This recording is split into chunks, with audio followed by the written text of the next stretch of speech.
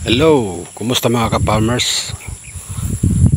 Dito naman tayo sa ating bukid para tingnan yung ating palay, kung ano bang status nito. So ito na nga, no, makikita niyo dito mga ka-farmers yung status ng ating palay. Yan.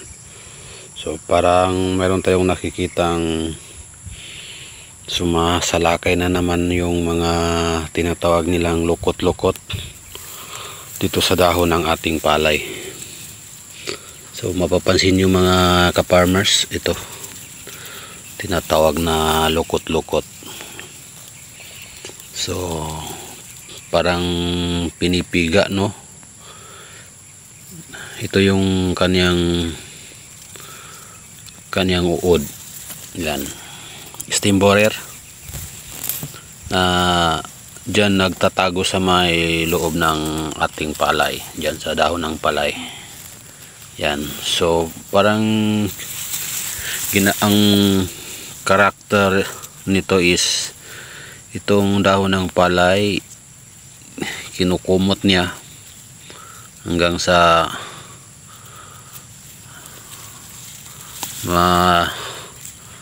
ma-close na itong kanyang dahon. Yan.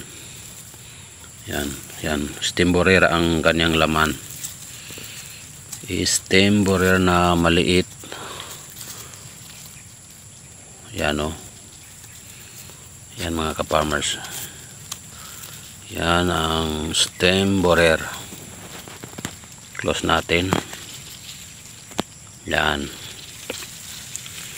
So, comment down kayo kung anong mabisang pangpuksa dito sa mga stem borer na kumakalat dito sa ating palayan. Dito po mga ka-farmers. So ang ating palay nasa stage na ng pagbubuntis. Parang sinusuka na niya yung kanyang bunga, no? So ito na nga yung problema natin, itong stem borer na sumasalakay dito sa ating palay.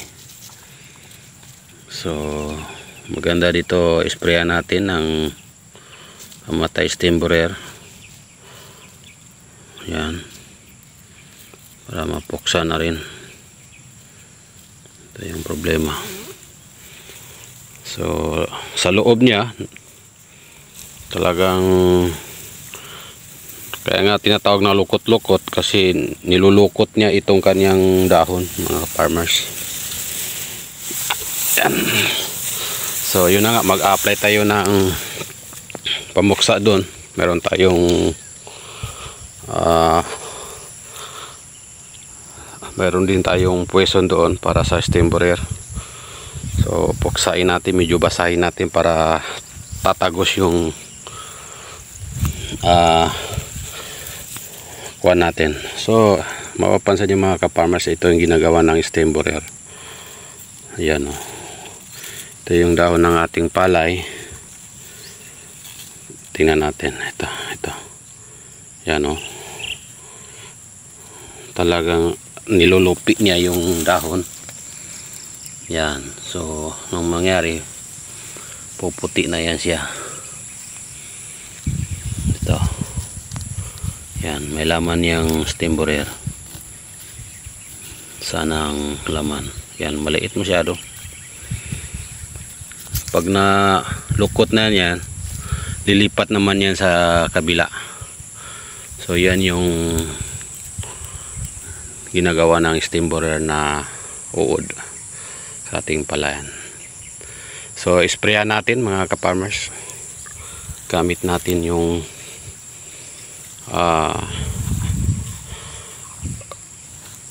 pwede rin yung sniper.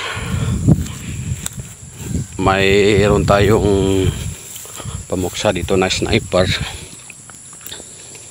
Yan. Yung sniper mayroon din yan para sa stem borer yan. So medyo basahin natin, hinaluan natin ito ng gold insecticide para mabisa na may apply natin dyan sa ating area. tara mga ka-farmers, applyan natin.